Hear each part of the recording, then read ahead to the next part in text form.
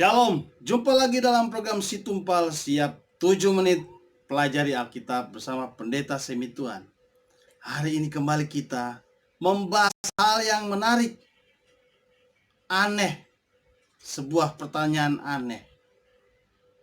Siapa engkau Tuhan? Hah? Siapa engkau Tuhan? Sudah tahu Tuhan, tetapi kenapa masih nanya lagi? Aneh.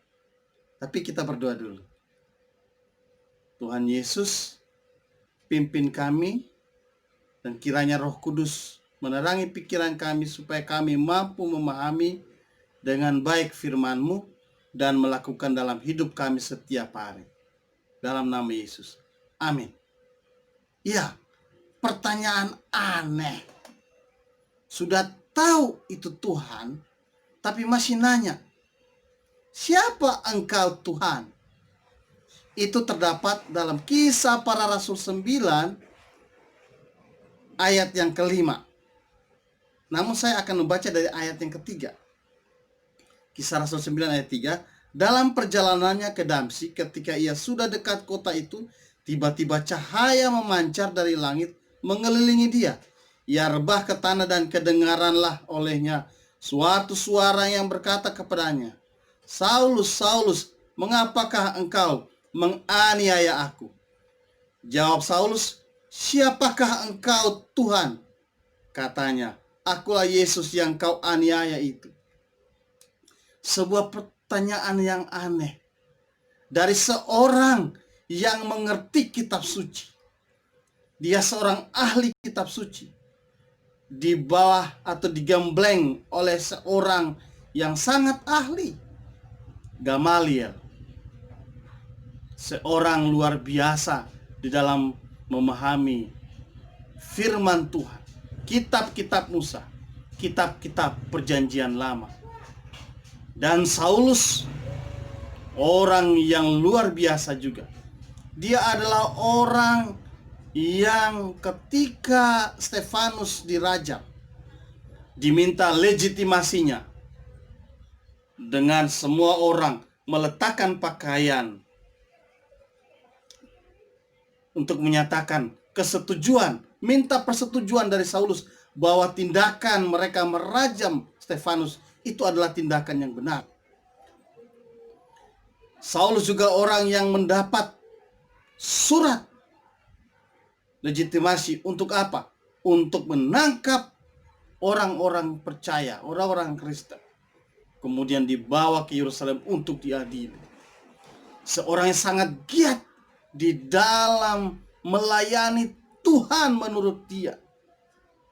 Namun orang yang tahu kitab suci, orang yang tahu tentang Tuhan, dia tahu Tuhan. Namun dia masih bertanya, siapa engkau Tuhan? Sebuah pertanyaan yang aneh. Namun itulah kenyataan dari Saulus ini. Dia tahu tentang Tuhan, namun dia tidak mengenal siapa Tuhan. Memang kalau dalam bahasa aslinya kata kurie yang tercatat di sini bisa diartikan dengan kata tuan atau tuanku.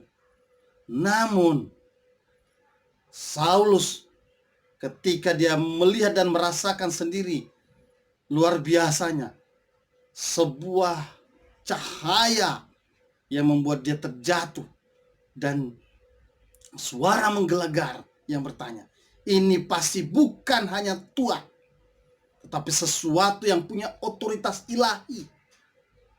Sehingga Saulus tahu persis bahwa ini pasti Tuhan. Namun mengapa dia masih bertanya, siapakah engkau Tuhan? Luar biasa ini, aneh. Tapi itulah Saulus, walaupun dia sudah melayani Tuhan, tahu tentang Tuhan, mengerti kitab suci, tapi dia belum mengenal siapa itu Tuhan. Belum memahami siapa sebenarnya Tuhan. Dan perlu ada pertemuan dengan Yesus. Perlu ada mengenal secara pribadi siapa itu Tuhan. Dan Yesus datang bertemu dengan dia, menyapa dia. Itu yang membuat dia kemudian bertobat dan menyerahkan seluruh hidupnya kepada siapa Tuhan yang dia tanya itu, yaitu Yesus. Apa yang perlu kita pelajari dari peristiwa ini? Seberapa hebatnya kita mengenal kitab suci. Seberapa hebatnya kita melayani Tuhan. Seberapa hebatnya kita mungkin telah melakukan hal-hal yang baik sekali. Bahkan berjuang di jalan Allah. Namun ketika kita tidak mengenal siapa dia, tidak berjumpa dengan dia secara pribadi, sia-sia. Tidak ada semua perbuatan baik, semua pelayanan, semua pengertian kita. Bahkan dengan tegas Rasul Paulus pernah mengatakan, semuanya itu aku anggap sampah dibanding dengan pengenalan pada Kristus. Mengenal Kristus lebih indah dari segala sesuatu. Dan itu yang membuka selubung matanya. Dan itu yang menghidupkan Saulus yang kemudian menjadi Paulus. Kita belajar pengenalan tentang Kristus itu lebih utama dari apapun. Karena itu, mari mengenal Yesus secara pribadi. Rasakan dan nikmati Yesus di dalam hidup kita.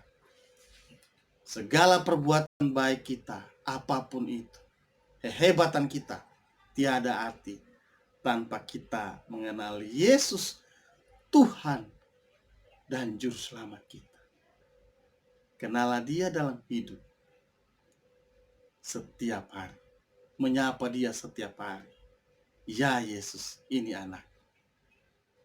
Kita ketemu lagi dalam program Si Tumpal selanjutnya.